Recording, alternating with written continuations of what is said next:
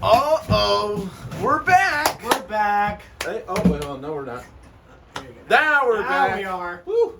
I didn't know what room we were in before. Now I know. We're in the studio. Mm-hmm. Take a look, everyone. This is the same studio, that you saw last time, but we updated the lights. So that's a little darker in here.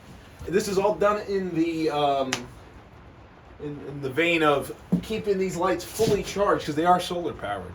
So when I have this here light on, it charges those up. So, ta-da! We're having problems with that behind the camera. So, any other things we want to get started on before we get started on the actual video? Yes. So earlier today, me and Justin talked about this going forward for Allan&HoostanProgram and Allan&Who. We are doing a program today. We're pretty good for a Who for a while. Yep. But we decided, so from this point forward, with music, the topics of music, that would generally be for Allan&Who. But I decided, because the topic that we are going to do today, I figured, why not make that a good start for a program? Because I feel like certain topics about music would be really good for a program. Because Who, in a way, when you think Allan&Who, you're talking about a specific artist or band.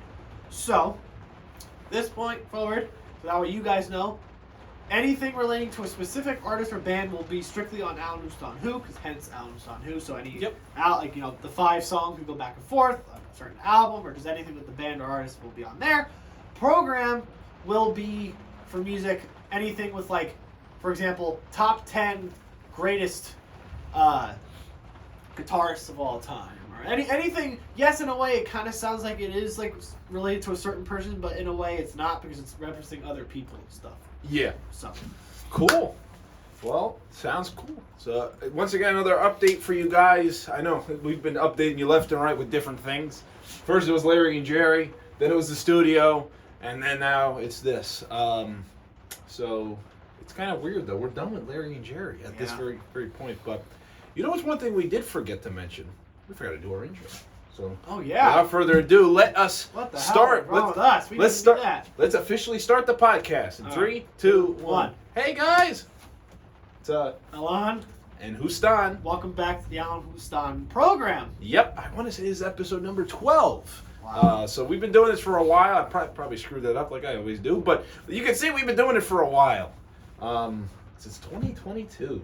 Isn't that fun? But AJ, I heard something about you had something planned for today, because I got nothing. What do you have planned for today? So today, as I mentioned a moment ago for the program, we talk about music in a general sense. I figured today, what better way to start that off with a video talking about my top 10 favorite drum intros of all time. Because I like the drums in rock metal music, and there's just so many drum intros out there. True. And not even just rock and metal, but like spawning with all different styles of music, jazz, R&B. But a lot of the songs that I have on this list for you guys today is going to be rock and metal.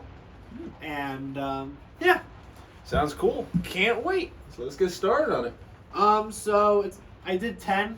It would have been more hard to do 5, but I figured I have to add 5 more, because that way it can, bring some other songs to light. And I have an honorable mentions list that, and I'll let you guys know it's going to be just 6. But I'm going to wait till I reveal the honorable mentions before I reveal the number 1 spot.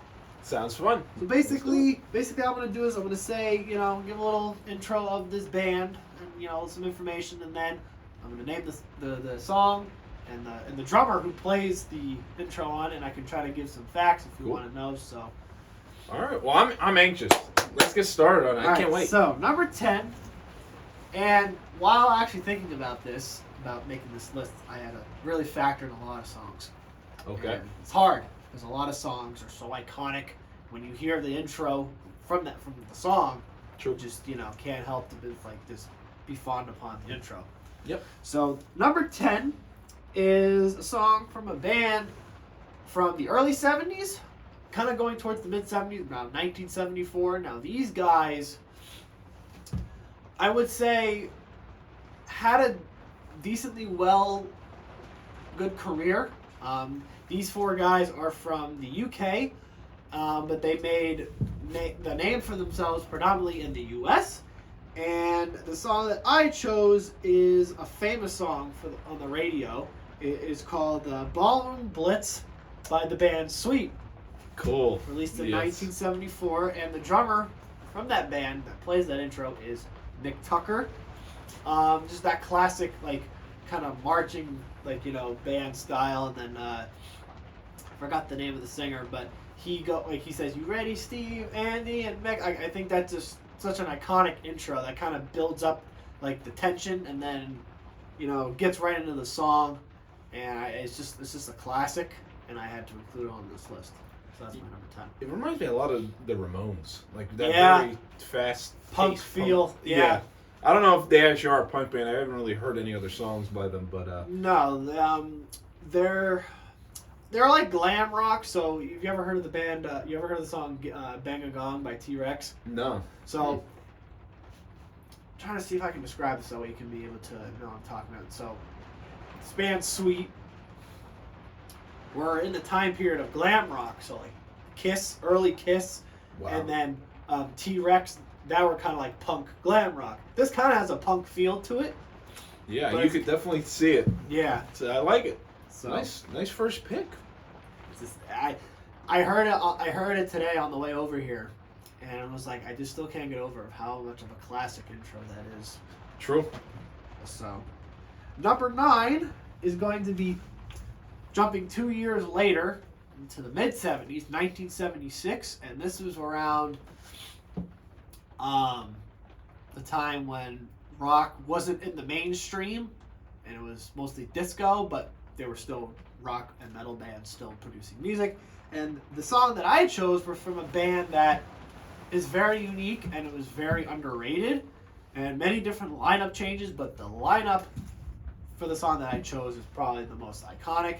It is a band called Rainbow, and a lot of you metalheads out there will probably know what I'm talking about. The song I chose is Stargazer, Okay. off of Rainbow's second album, Rising. It is lead singer Ronnie James Dio, one of the greatest rock metal vocalists of all time. Guitarist Richie Blackmore from Deep Purple. He kind of had a falling out with that, and then he went to go form his own band with Ronnie. Cozy Powell on drums, and I believe Jimmy Bain on keyboards or bass. I am not totally sure, so I apologize if I screwed that up. But Stargazer, Rainbow, such an iconic drum intro. He does like these triplets, which are like, how if I can describe it, like triplets are, he plays double bass, and it's kind of like, Interesting. he kind of does this triplet thing, and it's just an iconic, intro, and it's has a lot of power and a lot of punch in the drums. And Cozy Powell was definitely a very underrated drummer. Little did you know, he was very friendly with John Bonham. Was he? Zeppelin. They both had a passion for cars. Interesting. I read that Cozy, before he wanted to take drums seriously, he had a real passion for cars and wanted to be a race car driver, but then took interest in music, and he has a very unique style.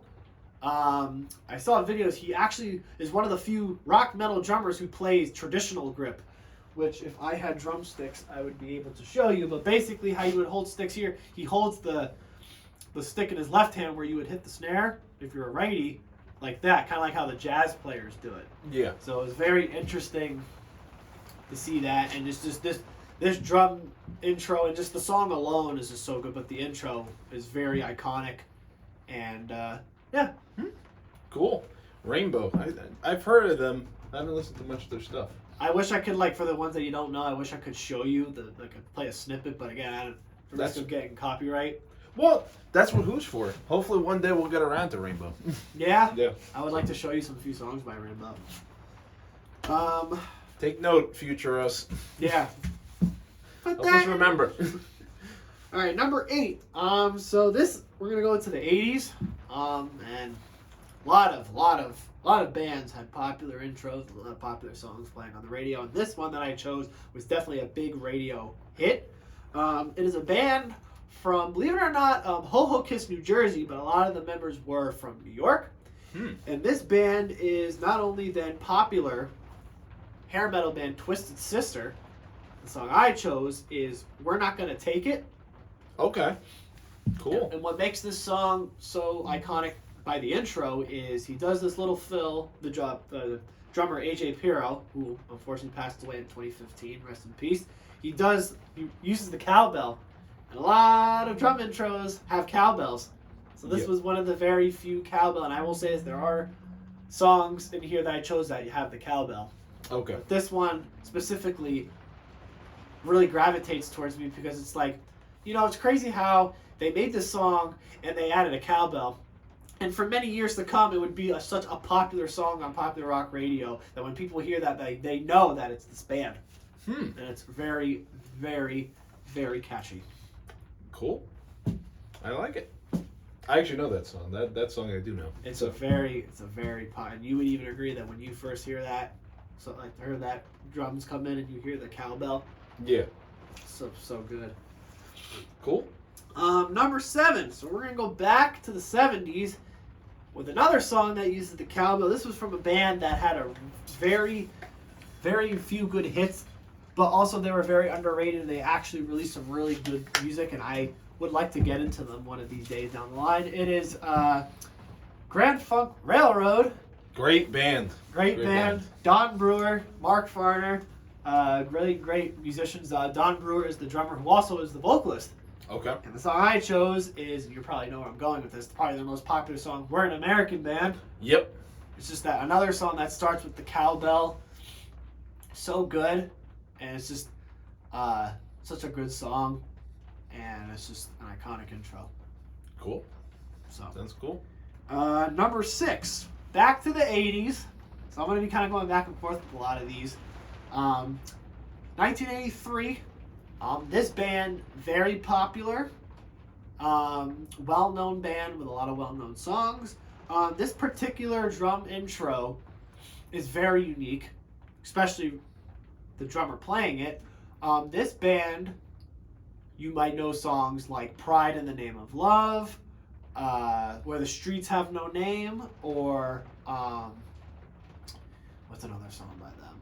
Bullet the Blue Sky, and I'm talking about Scottish-Irish band, I believe, U2.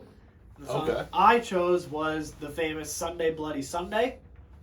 It starts with like Larry Mullen Jr., who's the drummer of U2, does like this kind of marching, kind of like how Ballroom Blitz was, but more of a sophisticated like marching band style where he plays on the hi-hats and he's doing like these snare hits in between. And I looked up the history of Larry Mullen Jr.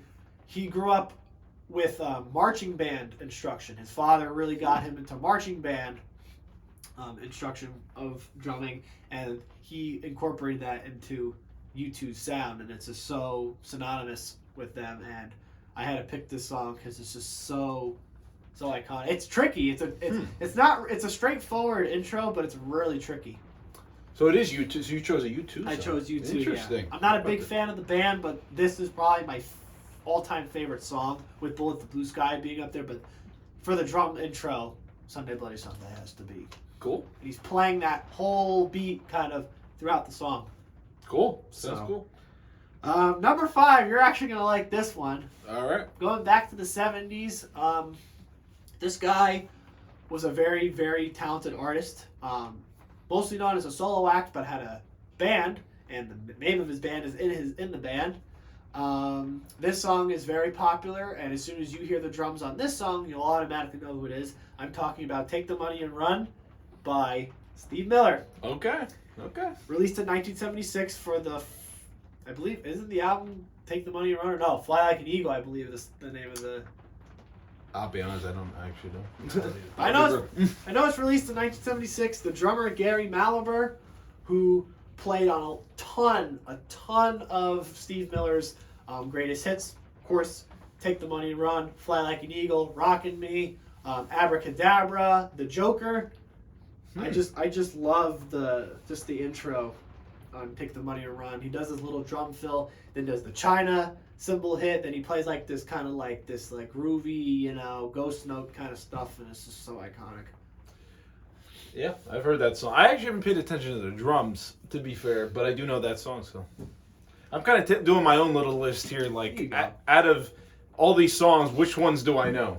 Right Well, now, I made sure to put some ones in here that you know. That's Even though if it was only like 2 or 3, but I had to because I feel like it would be kind of. No, but it's interesting because these are songs that should be documented for their things. I mean, everyone's gonna know a lot of the ones I know. For instance, I'll be honest.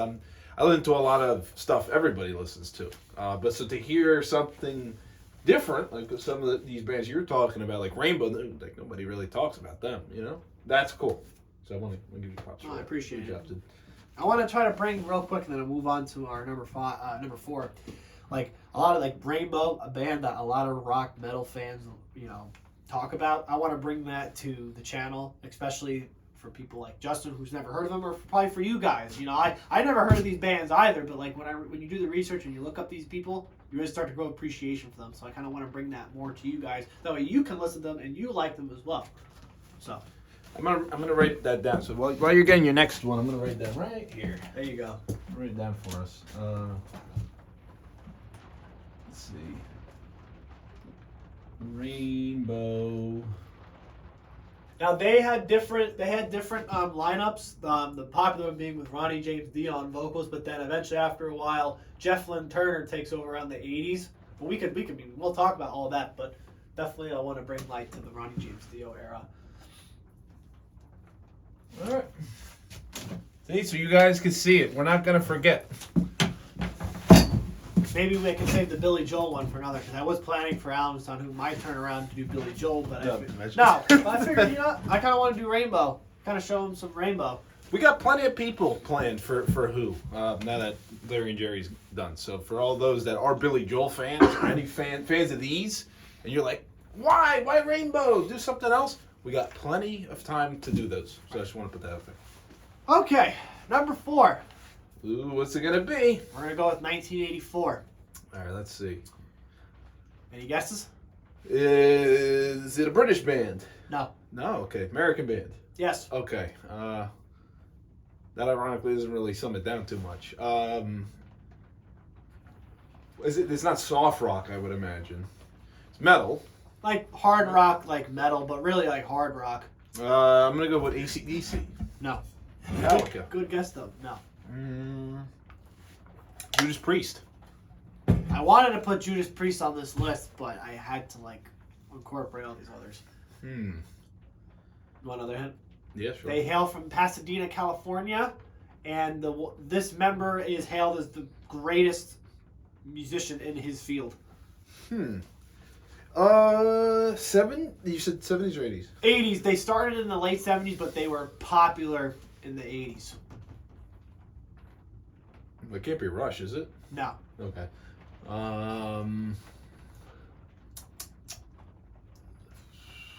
Wow, actually, it's an American band started in the 70s. It's hard rock. Would I know of this band? Yes. I would know. Like, do I know them by name, or I've listened to You've listened to a song or two by them. Oh, okay. I actually don't know. So the song I chose is from popular band Van Halen. I actually would never thought of that.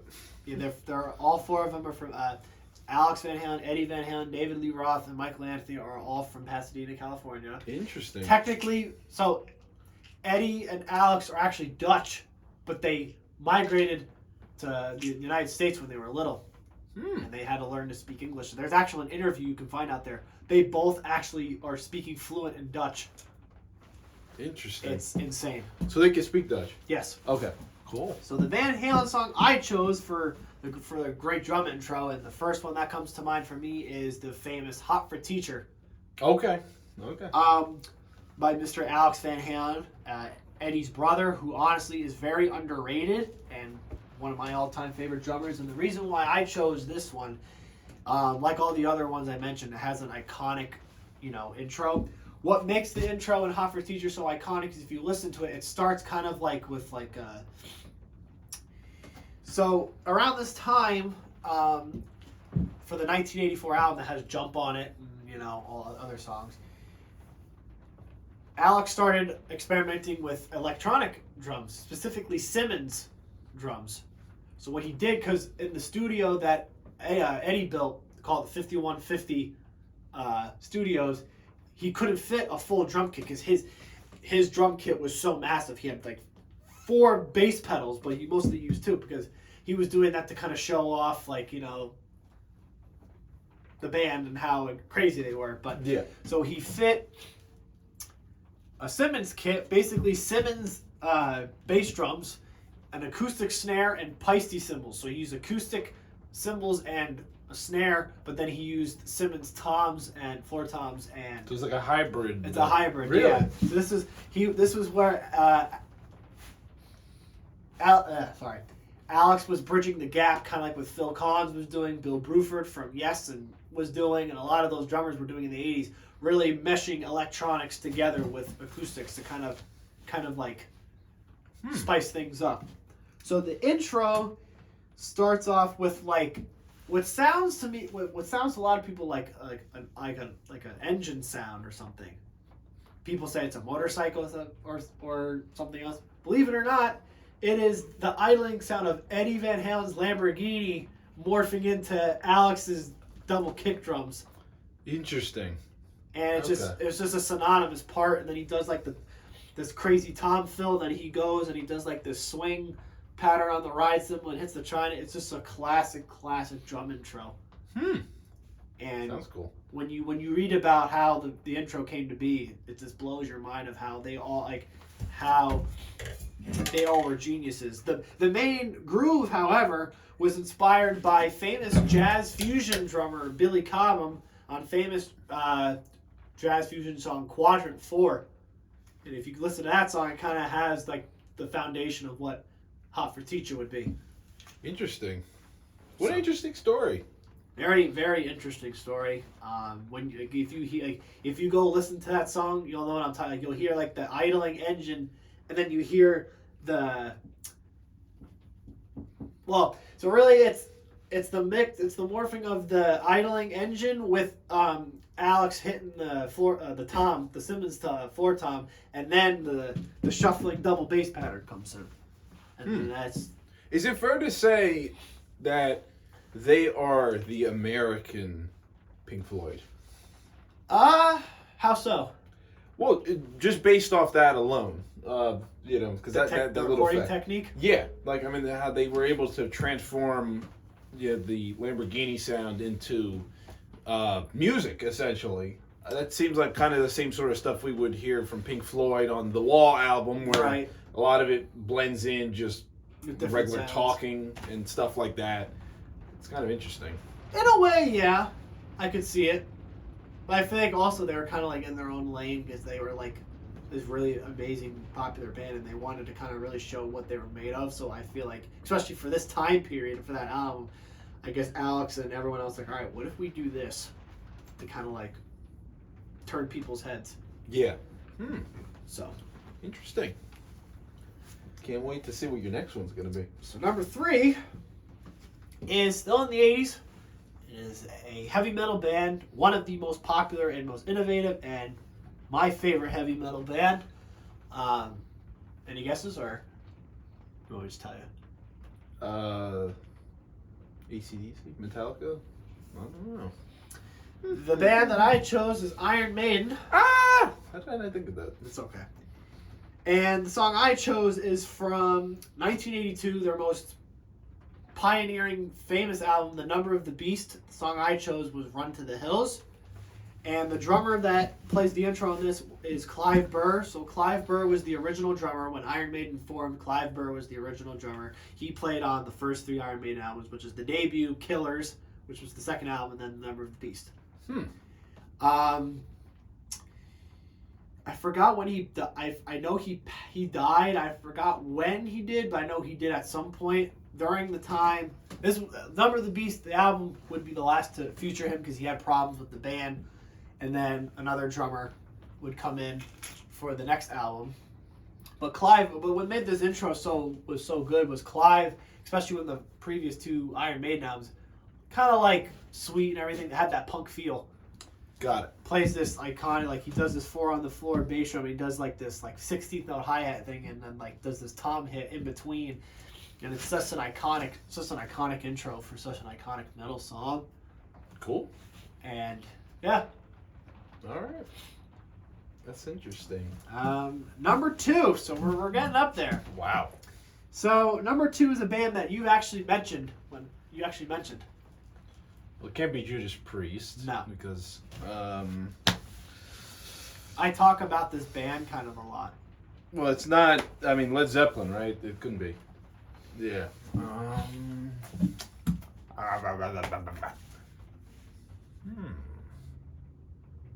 Talk about the band a lot. Rush. Yes. Okay. And the song I chose was from my favorite album of theirs, Moving Pictures, released in 1981. And the song I chose is one of their most famous songs, and one of the best killer instrumentals ever, YYZ.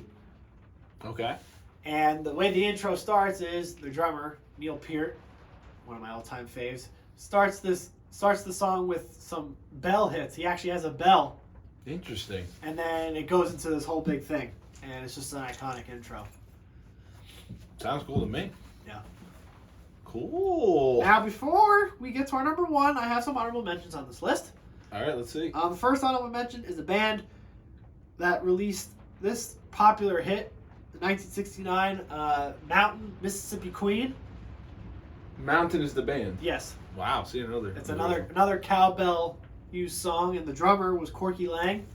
Okay. I had to mention that. The second honorable mention is a song from the band we just talked about before my number 2, Iron Maiden, and the song I chose was Where Eagles Dare, released in 1983 off of Peace of Mind, the album that came after Number of the Beast, and the new drummer, Nickel McBrain. The first song that you play on Peace of Mind, you hear this amazing intro, and Iron Maiden's sound completely changes, because it goes for kind of like that punk, aggressive feel to more of like a syncopated, kind of like jazzy, funky thing. Cool. Okay.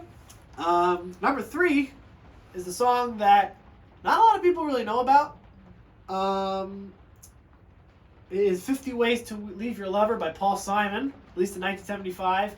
And the drummer who plays the intro is famous session musician Steve Gadd, who's a jazz fusion guy, played with Steely Dan, played with a whole bunch of people. And this is the intro, kind of like Larry Mullen Jr.'s Sunday Bloody Sunday. He kind of does like this marching kind of hi-hat snare thing. I had to put it on there. I don't listen to the song a lot, but when I think drum intros, I had to put that one on there as an honorable mention. That does remind me of something, but I'm going to save my little thing till the end. Okay. So we'll revert back to that later.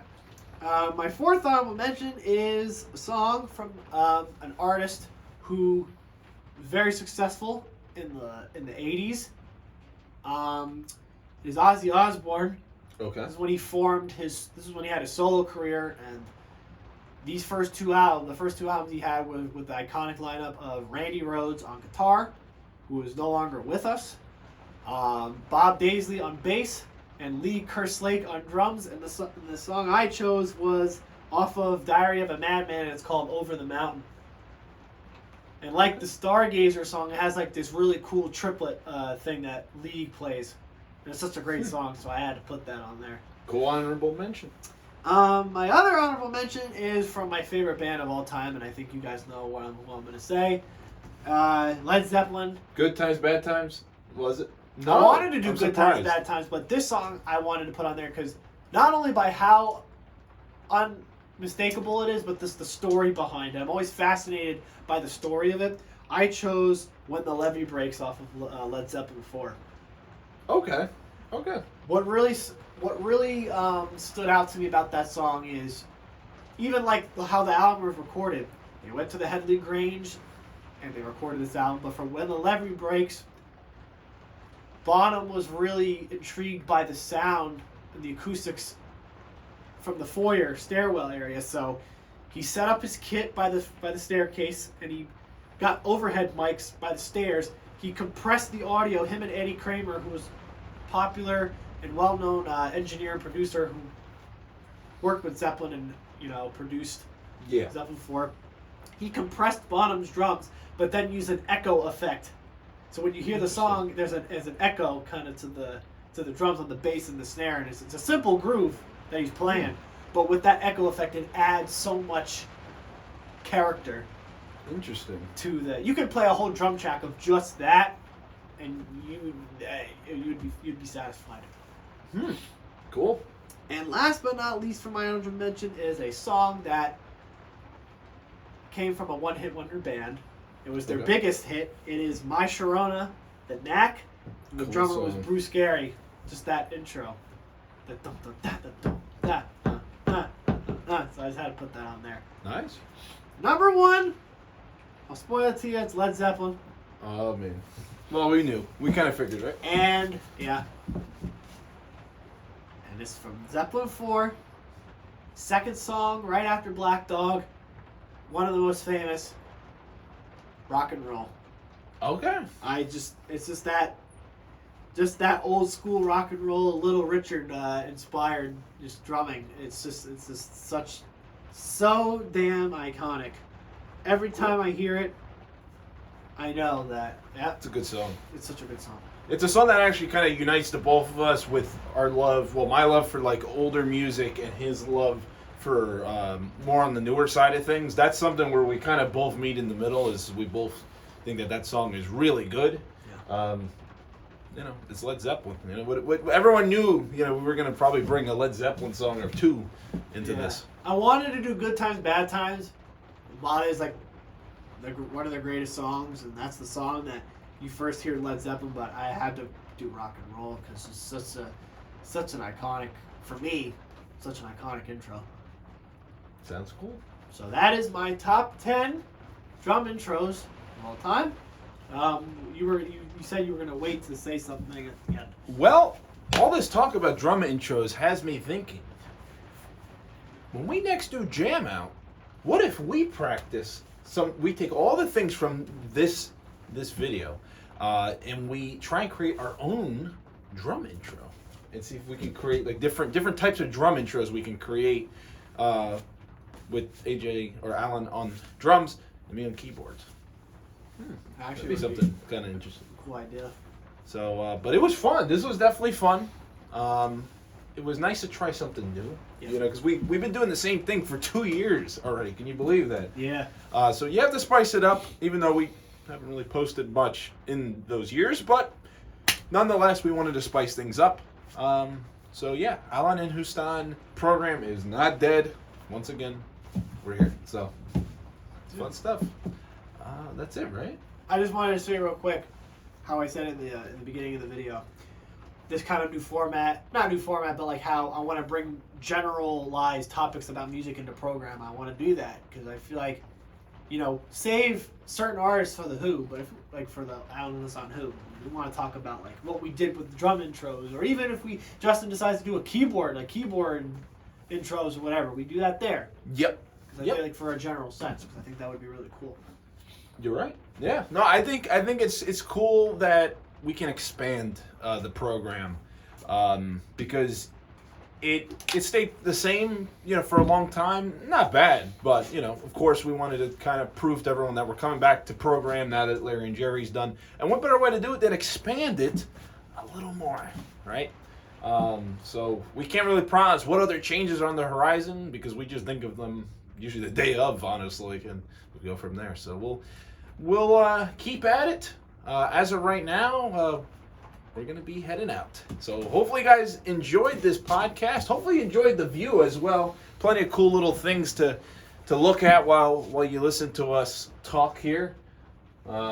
We're gonna make sure to remember the rainbow, so we're gonna do rainbow. Well, even if real quick, because I know you and I talked about it, we don't necessarily have to do that next. Because I remember I said Billy Joel, but even if we keep that for a future one after, like down the line. No, of course, that's just so that we remember rainbow was an option. Because we're not gonna review this entire podcast before we start the next one. So that's something to think about. Or actually, that would be Who if we talk about that. But still, you know what I mean. So, yeah.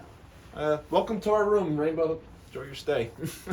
All right, so we'll see you guys later. I'm Allan. And I'm Hoostan. And we'll see you in the next one. Bye. Bye. Hopefully you enjoyed it.